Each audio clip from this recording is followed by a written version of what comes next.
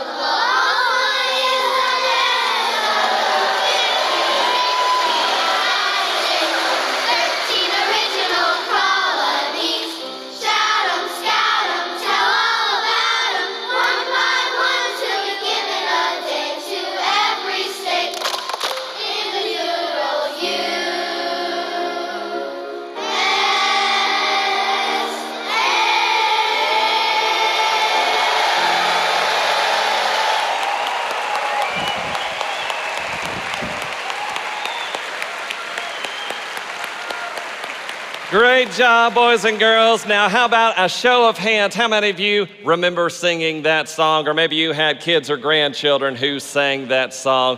It's an awesome, awesome song. It's funny, it actually reminded me of a TV show back in the 90s. Some of you may remember this. It was a cartoon show called The Animaniacs.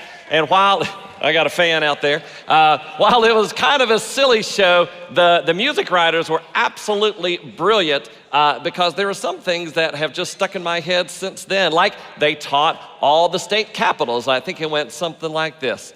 Baton Rouge, Louisiana, Indianapolis, Indiana, and Columbus is the capital of Ohio. There's Montgomery, Alabama, south of Helena, Montana, and there's Denver, Colorado, next to Boise, Idaho. Texas is Austin, then we go north to Massachusetts, Boston, and Albany, New York, Tallahassee, Florida, and Washington, D.C., Santa Fe, New Mexico, and Nashville, Tennessee. Did any of y'all ever hear that growing up?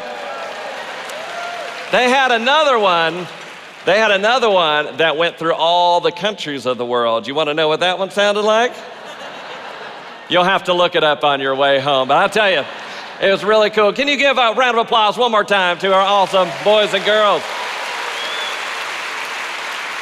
Well, earlier this evening, I explained that some of the music you're going to hear tonight is going to be super familiar, and that is certainly the case with this next piece. Composed in 1933 by Alfred Newman to accompany the 20th Century Fox logo at the opening of the movie studio's features film. This is the 20th Century Fox Fanfare.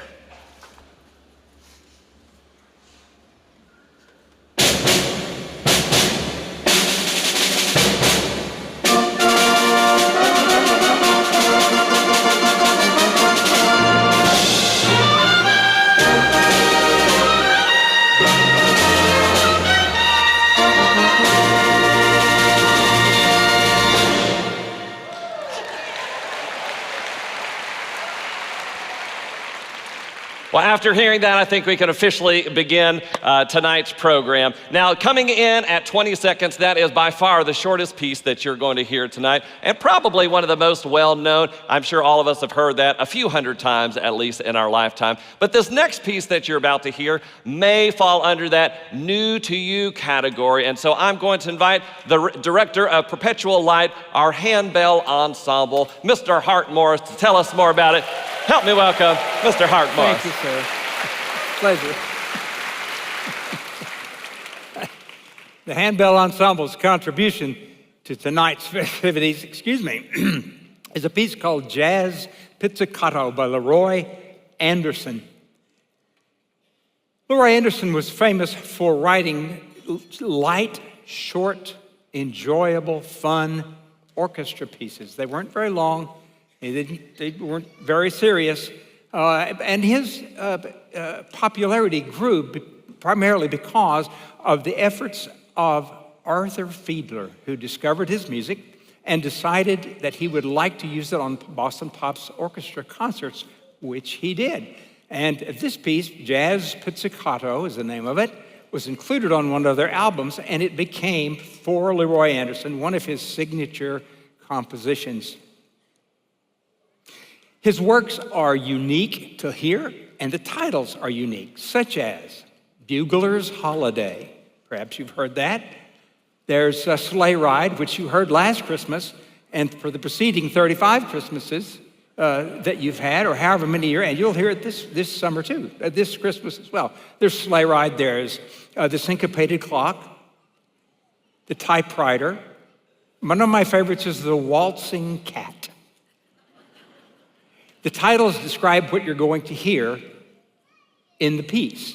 They're all very much like that. They help you understand what you're about to hear, and then you have an enjoyable time. Pizzicato, Jazz Pizzicato was written for strings only. There's no brass, no percussion. Oh, so sad. And no woodwinds. And the string players don't use bows as they usually do, but they pluck the strings with their fingers.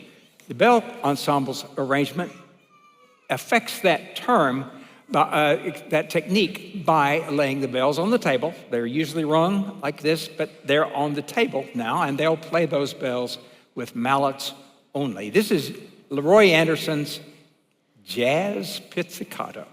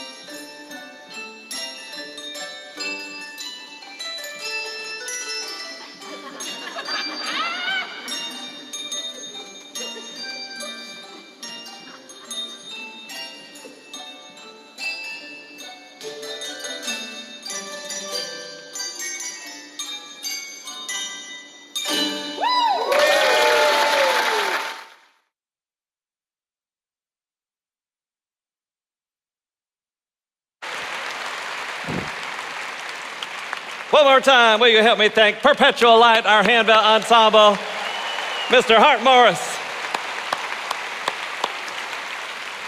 Well, if you're like me, if you grew up in the church, then you grew up singing, or at least you heard a lot of singing.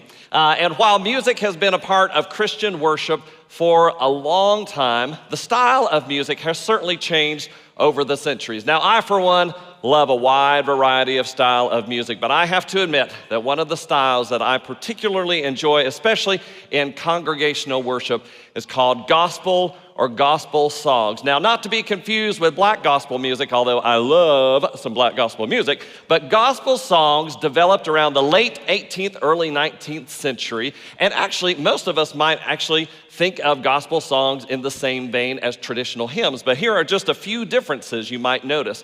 Lyrically, gospel songs have more of a personal expression, the personal experience. So something like, what a wonderful change in my life has been wrought since Jesus came into my heart. You can hear more of that testimonial in there. Musically, gospel songs have more of that folk music roots that came out of the revivalists and the camp meeting movement. And the dead giveaway, the difference between a traditional hymn and a gospel song is the form of the music. The gospel song will always have a refrain that comes after every verse. Now here tonight, we have a couple of our fabulous pianists, the Sherrills, who are going to play a fun medley of gospel songs, beginning with There's Power in the Blood. Now we want to encourage you to sing along.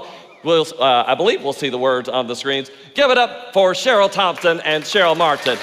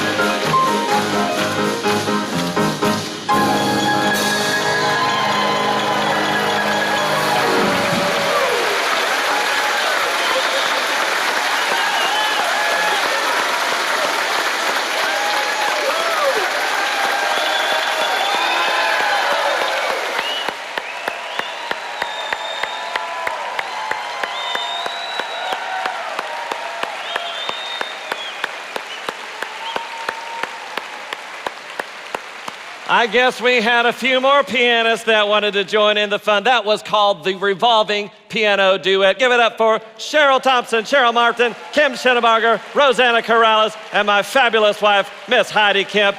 Lovely job, ladies.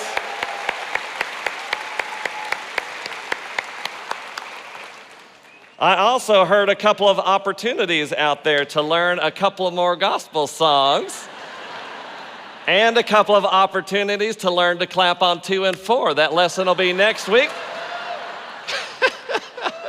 Well, as our children reminded us early, music, one of the things that's so neat about music, it has that stick with you quality. You know, it helps us to learn and to memorize things. And besides our ABCs and the 50 states, I remember growing up singing songs to help me learn Bible verses. And in fact, if you were here last week at Vacation Bible School, Miss Angela taught us a pretty cool song called The Fruit of the Spirit to teach us about the fruit of the Spirit from Galatians chapter 5, verse 22. Now, this next song we're going to sing comes from Psalm 3, the first 5 verses, and it says this: Lord, many are they that trouble me. Many are they that rise up against me. Many are they that say of my soul, there is no help in him for God. And it would be pretty depressing if it ended right there. But it goes on to verse 3, and that's going to be the refrain we'll hear throughout. But thou, O Lord, thou art a shield for me, my glory and the lifter of my head. Friends, this setting of Psalm 3 was arranged by Carol Cymbala for one of America's most well-known, most loved choirs, the Brooklyn Tabernacle Choir. We hope you enjoy Thou, O Lord.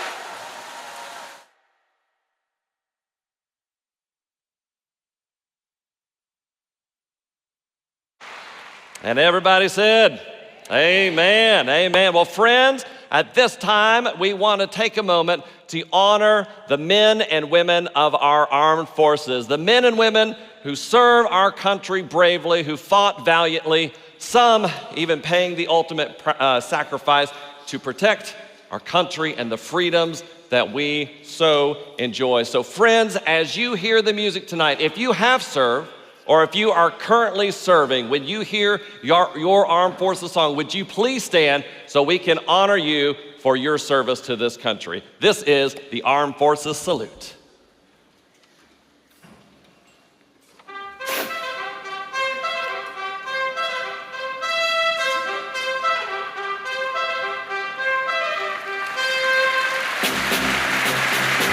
The United States Army. In World War I, 4,057,101 soldiers served valiantly on the field of battle. To all the men and women of the Army throughout our history, our salute.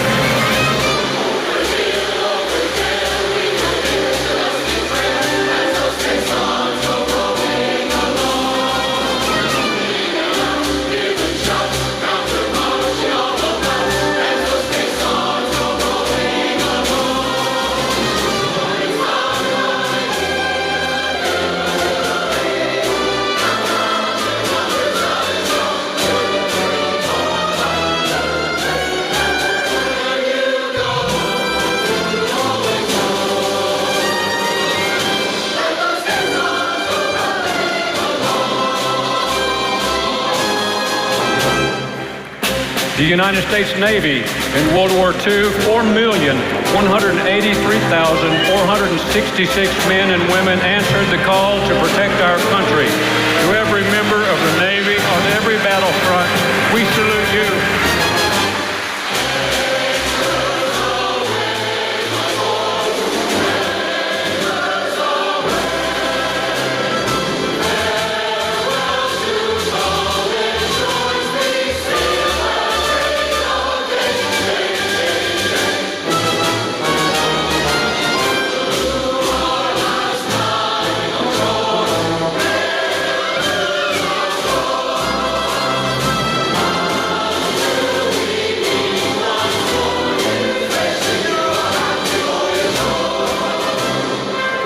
The United States Coast Guard.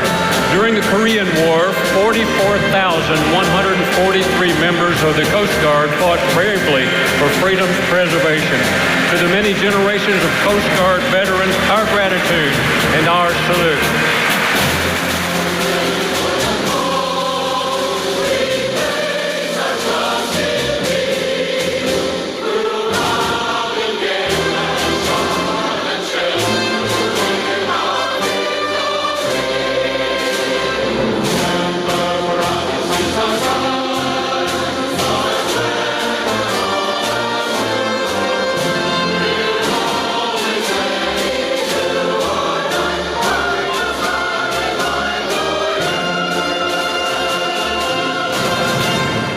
The United States Marines. In the Vietnam War, 794,000 Marines served their country with valor and honor. To every member of the Marine Corps who served in every conflict, we salute you.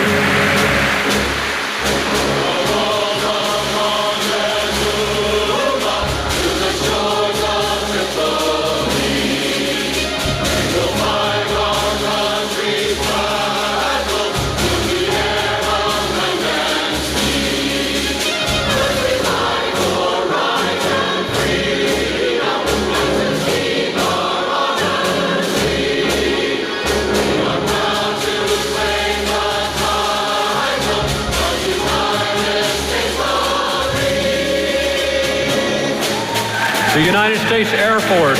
During the Persian Gulf War, 50,751 Air Force pilots put their lives on the line for the defense of freedom. To all the men and women of the Air Force who have continuously served their country, our salute.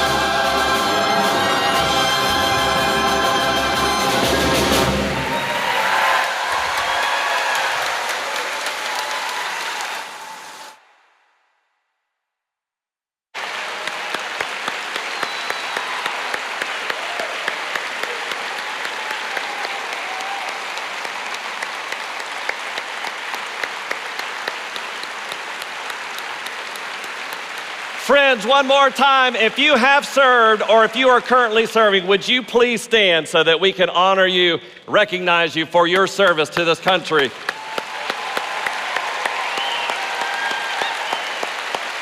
And if you are a family member, would you also stand so we can recognize you as well? Thank you so much for your service. God bless you. You may be seated.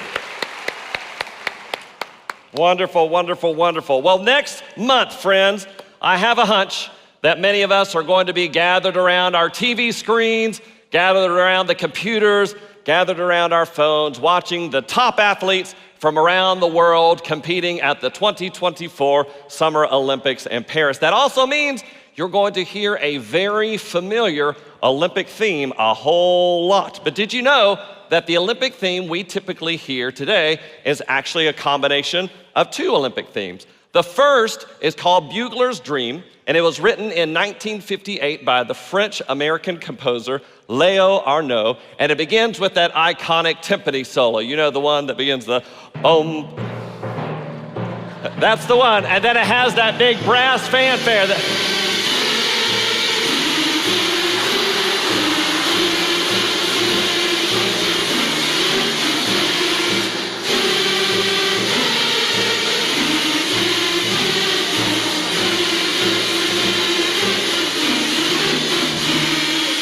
Wow.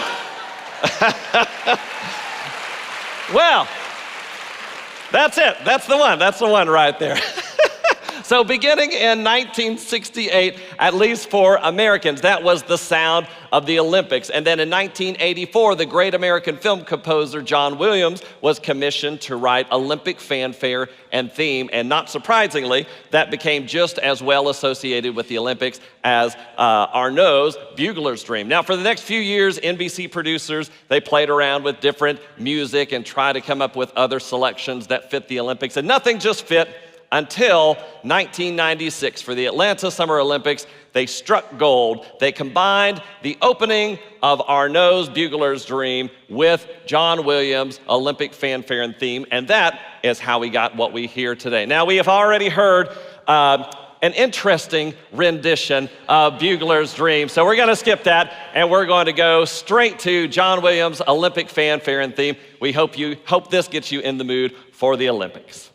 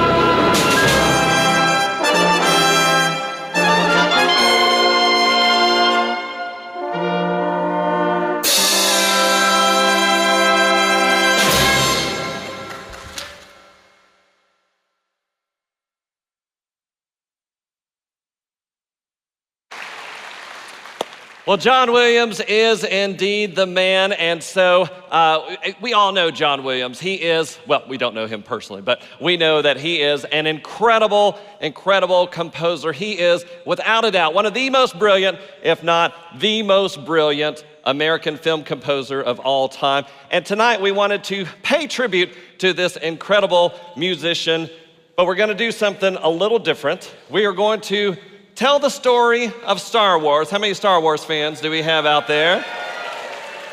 We're going to tell the story of Star Wars through the music of John Williams, several of his epic scores. Now, I have to tell you, we're about to take a sharp left turn and enter into the somewhat silly portion of tonight's program. So here to tell you a little bit about what we're going to do, Mr. Brad Morris.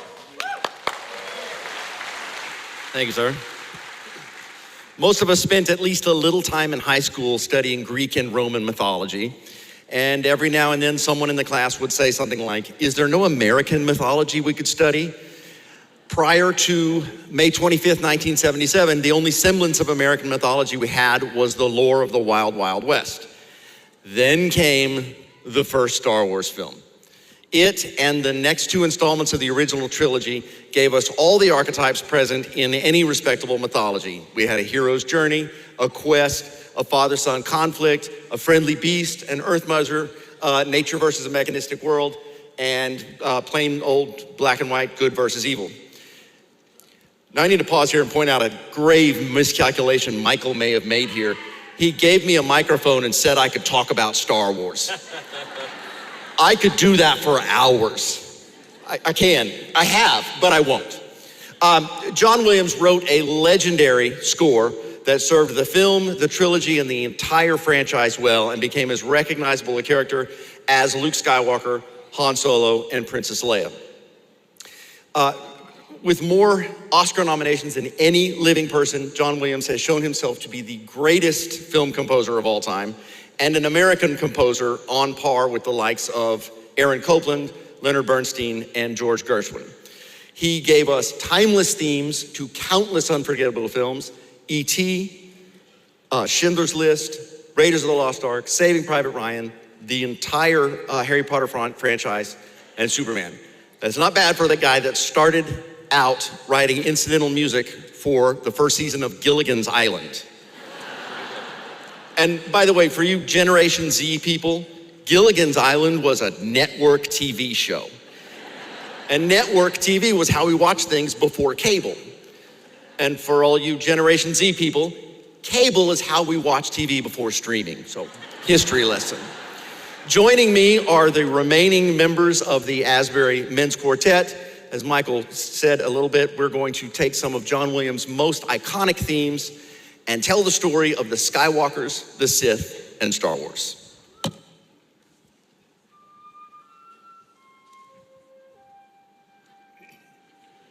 You must use the Force.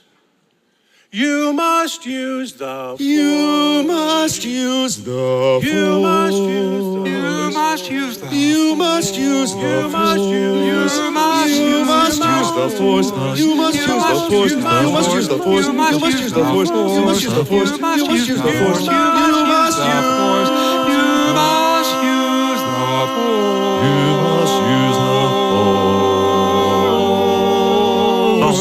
Time ago, far, far away.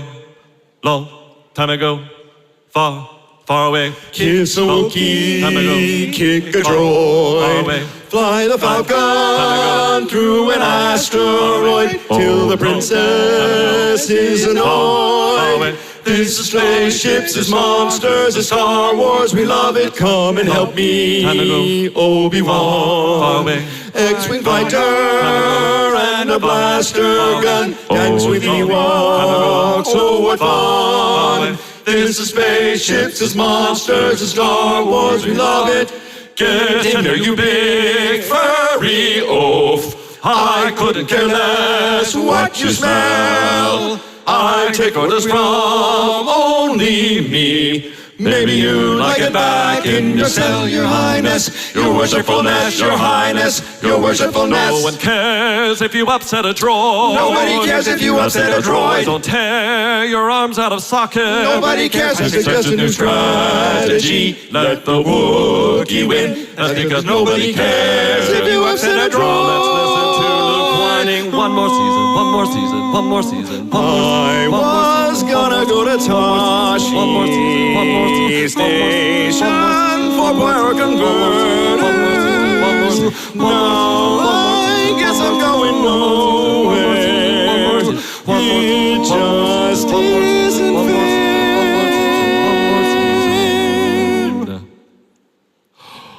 Wookiee.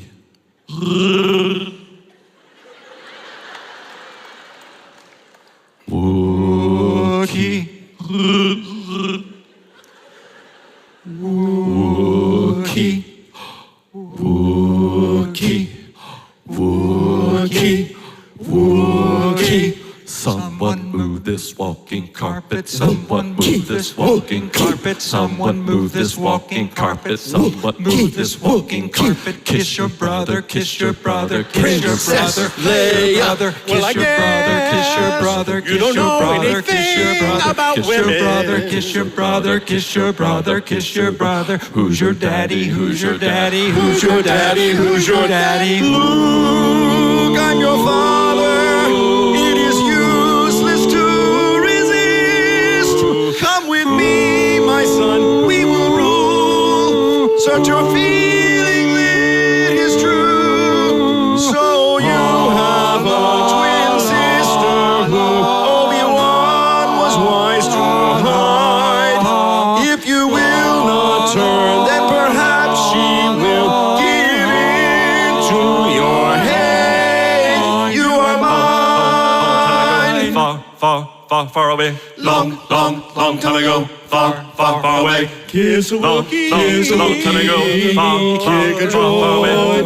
Fly the falcon, asteroid. Till the princess is on. This is spaceships, it's monsters, and Star Wars. We love it, it's true. Trilogy made just for me. So let's go to the stand in a line, 'cause it's almost the time. Join the dark side. May the Force be with you all. John Williams is the man.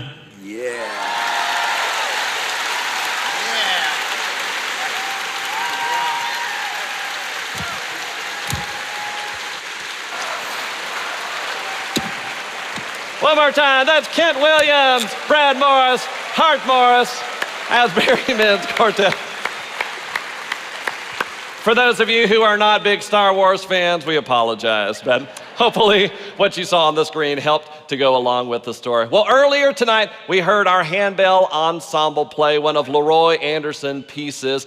And Leroy Anderson was a very creative musician. In fact, the great John Williams described him as one of America's great composers of light orchestral music. He was very creative. A lot of times he would use traditional instruments in non-traditional ways. In fact, I think Hart referred to the waltzing cats. So if you've never heard that one, he uses the strings to do this little meow, meow kind of effect in there. Every now and then, he would also incorporate non-traditional instruments into some of his works. And this next piece we're going to feature tonight will feature a soloist playing one of those non-traditional, those unique instruments. And I have to tell you, I can't even remember the last time I have seen, much less heard this instrument. So you are in for a treat tonight. So if you'll get us just a moment, the orchestra is going to tune up again, and then we will welcome to the stage tonight's featured soloist.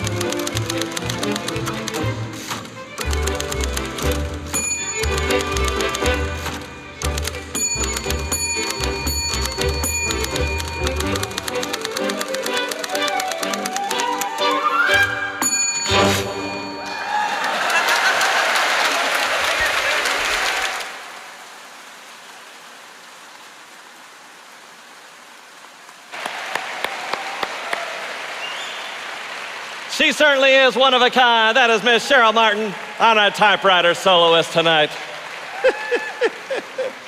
Show of hands, where are all my Broadway fans out there? Where are all my Broadway's fans? All right, well, this next selection is going to feature songs from the hit Broadway production, Something's Rotten, Newsies, Into the Woods, and the classic Mary Poppins. So if you're Broadway fans, and even if you're not, we encourage you to sing along.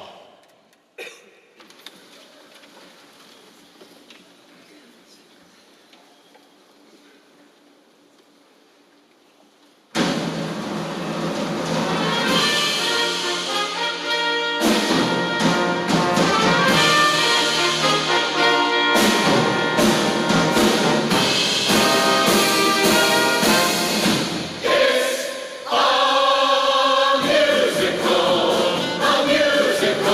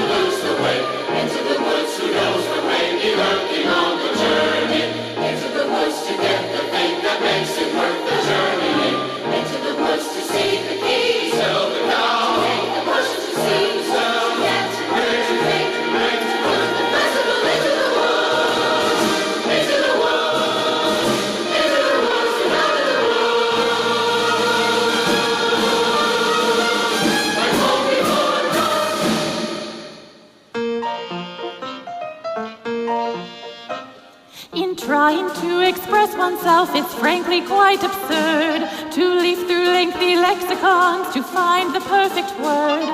A little spontaneity keeps conversation keen. You need to find a way to say precisely what you mean. Supercalifragilisticexpialidocious. Even though the sound of it is something quite atrocious. If you say it loud enough, you'll always sound precocious. Supercalifragilisticexpialidocious.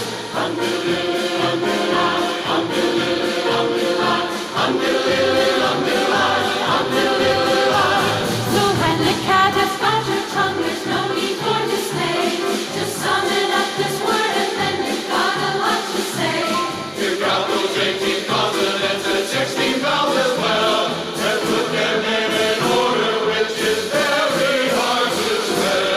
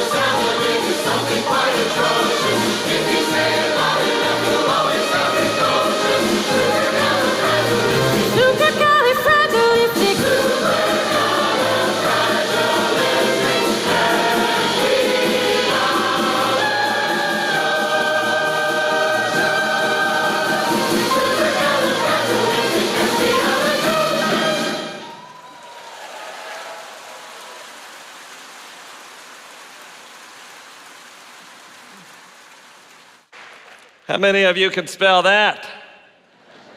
That took a lot of work. Well, friends, we're going to slow things down just a bit, and we're going to feature our ladies ensemble, One Voice, on this beautiful arrangement of the African-American spiritual Peace Like a River. Now, in this spiritual, it uses water as a simile to describe the quality of peace, love, and joy, which happen to be the first three attributes of the fruit of the Spirit that Paul describes in Galatians 5:22. Now, the spiritual compares the peace of God to a calmly flowing river, the love of God to a deep, vast, endless ocean, and the joy of Christ to a merrily bubbling fountain. Friends, I encourage you to take a breath, sit back and relax, close your eyes if you feel so inclined, and be blessed as our ladies ensemble sings Tim Osiek's arrangement, Like a River in My Soul.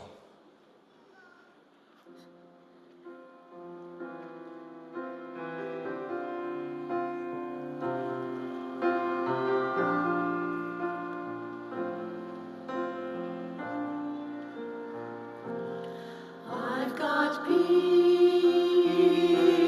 like a river,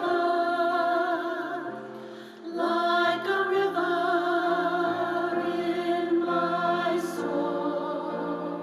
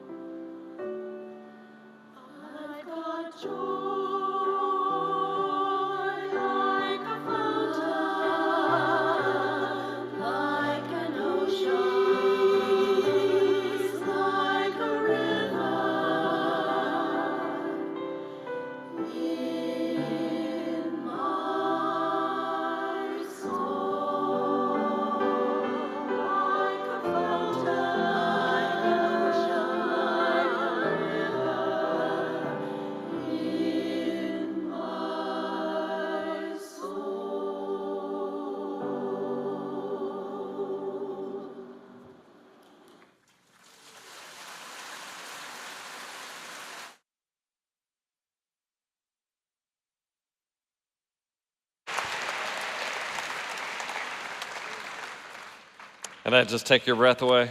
Whew. Well, speaking of peace, friends, this next song really needs no introduction. And in fact, it is probably in most people's top 5 hymns of all time. So what I'd like to do is share the story behind this hymn. Now, I know in this room, probably a majority of you have heard the story behind this hymn, but I'm always amazed every time I tell it. There's always a few that have not, and because of that, it is worth retelling again. With this hymn comes one of the most heart-rending stories in the history of hymnody. The author, Horatio Spafford, was a Presbyterian layman from Chicago. He had established a very successful legal practice as a young businessman and was also a devout Christian. Among his close friends were several evangelists, including the famous Dwight L. Moody, who was also from Chicago. Spafford's fortunes evaporated in the wake of the Great Chicago Fire of 1871. Having invested heavily in real estate along Lake Michigan's shoreline, he lost everything overnight. In a saga reminiscent of Job, his son died a short time before his financial disaster, but perhaps the worst was yet to come. Desiring a rest for his wife and 4 daughters, as well as wishing to join and assist Moody in one of his revival campaigns in Great Britain, Spafford planned a European trip for his family in 1873. In November of that year, due to an unexpected last-minute business development, he had to remain in Chicago, but sent his wife and 4 daughters on ahead as scheduled. He expected to follow in a few days. On November 22nd, their ship was struck by an English vessel and sank in 12 minutes. Several days later, the survivors were finally landed at Cardiff, Wales, and Miss Spafford messaged her husband, "Saved alone." Spafford left immediately to join his wife, And this hymn that we're about to sing is said to have been penned as he approached the area of the ocean thought to be where the ship carrying his daughters had sunk. And this is what he wrote. When peace like a river attendeth my way, when sorrows like sea billows roll, whatever my lot, thou hast taught me to say, it is well with my soul. Friends, I don't know what burdens you are carrying tonight, what things that you are dealing with, struggling with. But friends, I know that we serve a God who can give us peace, love, joy, and hope that goes beyond our understanding. Doesn't mean that we are not going to experience hardship in this world. In fact, Jesus told us very plainly, friends, while you are in this world, you will have trouble. But he also tells us, behold, I have overcome the world. And he also tells us, my peace I give to you, not as the world gives peace, but my peace I give to you. So friends, again, whatever you may be going through tonight, we encourage you to turn to Jesus so that we too may say, just like Spafford, whatever my lot, thou hast taught me to say, it is well with my soul.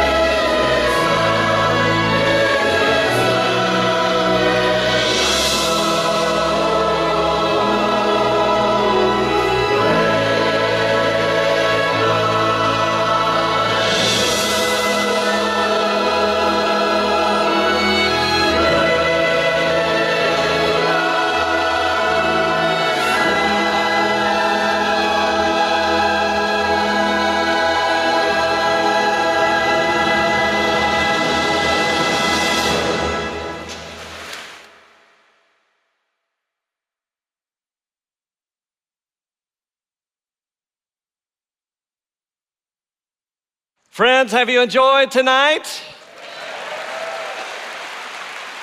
Well, we do have one more number, but I want to make sure you know on your way out in each of our 3 lobbies, we have a gift for you. We have some cool, delicious bomb pops. So I know it's hot out there, so make sure you pick up some on your way out. And I think we have some for the kiddos or the kids at heart. I think they're those little snappets, those poppets, those things that you can throw all over the place. Those are our gift to you. Please pick some up on your way out this evening. And number 2, for tonight, for anything like this, it takes so much work, so many people involved. And I just want to say thank you to several folks tonight. So if you will help me, first I want to make sure we thank one more time all of our servicemen and women. Thank you so much for your service to our country.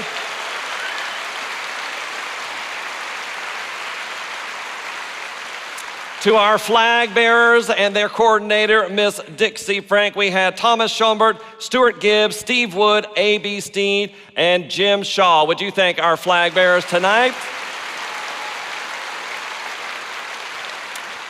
And our narrator on the Armed Forces Salute, Mr. Tom Overton. Give him a hand. Working behind the scenes, our production team always does a great job of everything that you see. Make it, oh, there it is, see? They do a great job of everything that you see in here. Would you give them a wonderful round of applause?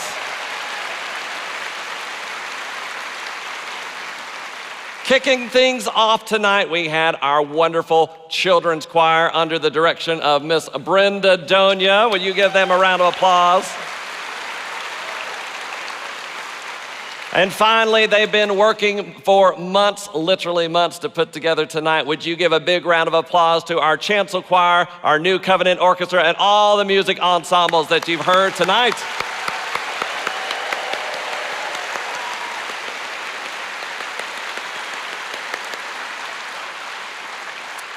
Well, friends, we are going to conclude this evening with what many people consider our country's unofficial national anthem. We want to invite you to join along as we sing America the Beautiful.